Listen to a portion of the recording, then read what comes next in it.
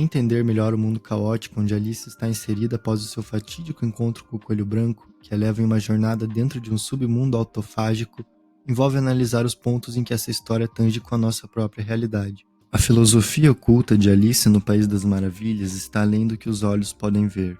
Para analisar essa obra multifacetada, é preciso ter em mente que grandes escritores de todas as eras sempre souberam que a língua da nossa alma não é o português ou o inglês, mas sim uma linguagem simbólica.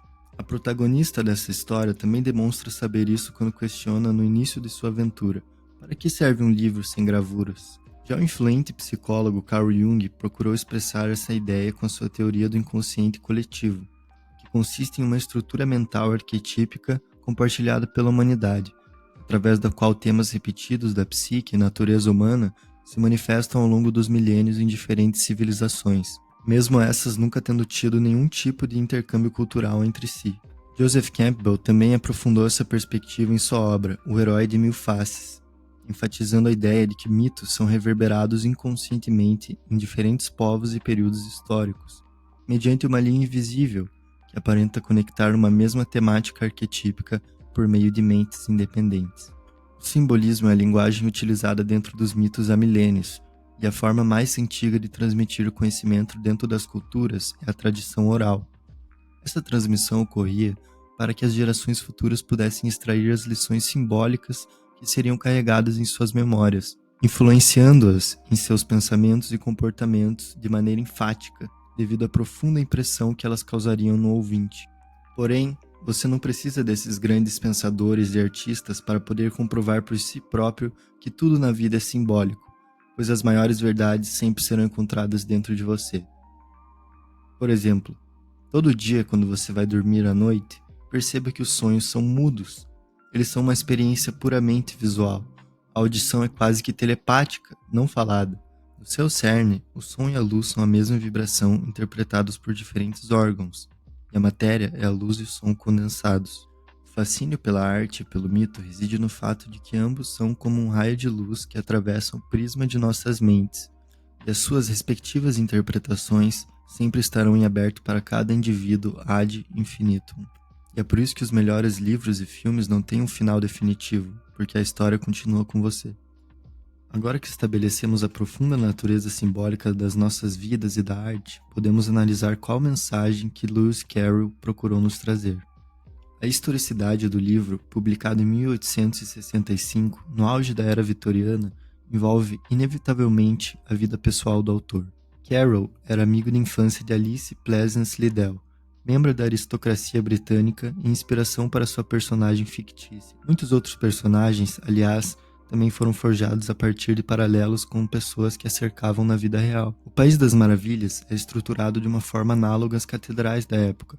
Como fazia parte do clero superior e era um matemático talentoso, ele conhecia o poder místico e subliminar dos símbolos e da geometria sagrada, aspectos que a arquitetura da época não carecia. Para entender melhor o lado oculto dessa obra, temos que ter em mente que a maior parte dos textos com grande repercussão na humanidade normalmente possuem mais de uma camada interpretativa em suas constituições.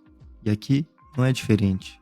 De acordo com David Day, que estudou por mais de 20 anos esse enigma, as camadas identificadas foram conto de fadas, biográfica, sátira social, mitológica, teosófica, filosófica e matemática. Alice no País das Maravilhas é um livro de segredos e o objetivo de Lewis Carroll foi, em suas próprias palavras, comunicar uma verdade diretamente para a alma, evitando o intelecto. Tendo isso em vista, a forma subliminar com que ele esculpiu a sua novela foi completamente intencional. Tudo no mundo das fábulas fictícias procura exprimir o reflexo do espírito na matéria. Originalmente intitulado As Aventuras de Alice no Subsolo, essa tocante invenção tomou como base os mitos mais antigos da história que relatam a descida de uma deusa ao submundo e que, também, procuravam falar diretamente com a alma. Mitos como o da deusa mesopotâmica Inanna e sua descida ao reino dos mortos, passando por Ishtar, que fez uma descida similar, até o mito egípcio de Ísis e de Perséfone, a deusa grega, que ousou fazer sua jornada pelos reinos inferiores, formam a episteme desse tema recorrente. A história que imperava na literatura e no subconsciente coletivo durante o tempo em que Lewis Carroll viveu, e até na era vitoriana como um todo, foi a de Perséfone, a deusa grega da primavera. Inclusive, ele chegou a fotografar sua amiga, Alice Liddell, vestida em conformidade aos ritos iniciáticos dos mistérios eleusinos, com uma coroa de flores de peregrinos. E essa é a mesma coroa que Alice está segurando no início do filme da Disney. O mito de Perséfone começa em uma campina idílica com sua irmã mais velha, a deusa da terra Deméter, que, à maneira escandalosa dos deuses e deusas, também é sua mãe. Perséfone está sonhando acordada e colhendo flores quando ela cai por uma fissura infinitamente profunda em um mundo subterrâneo. Como Perséfone, ela experimenta muitas aventuras e provações, mas finalmente escapa do mundo subterrâneo e retorna para os braços de sua irmã Lorina. Agora, a fantasia ganha outra dimensão além da mitológica quando analisamos um pouco mais a fundo o simbolismo por trás de alguns de seus personagens. Vamos começar com Alice. Esse é um nome clássico feminino de origem germânica que significa nobre ou exaltada. Já no grego, o nome carrega a conotação de verdade ou a verdadeira. Com isso em mente, podemos intuir que o tema aqui representa a queda da verdade para a mentira, da realidade para a ilusão e da ordem para o caos, assim como os mitos da antiguidade. Enquanto Platão sai da caverna, Alice entra nela. Seu itinerário no País das Maravilhas é precedido por uma condição paradisíaca. Ela se encontra em um lugar análogo ao Jardim do Éden, uma condição etérica e espiritual. Após sua queda na toca do coelho, ela se depara com um frasco de vidro que diz: "Beba-me". Quando ela o faz, começa a diminuir de tamanho muito rápido. Logo em seguida, aparece um pedaço de bolo que contém a mensagem: "Coma-me". Esse tema, logo no início da fábula, faz uma alusão ao fruto proibido que Adão e Eva degustaram em Gênesis, no Jardim do Éden. Essa ação teria sido responsável pela perda de suas condições espirituais e, por consequência, uma diminuição da inocência, um aumento em arrogância e egoísmo. Ao invés de uma serpente a levar a comer o fruto proibido, dentro dessa história é o coelho que dispõe dessa função. De certa forma, o coelho também carrega a imagem de uma serpente, pois ele traz consigo um relógio. O relógio é um círculo de tempo, que era representado nas tradições antigas pela serpente Ouroboros, que consome a si mesmo.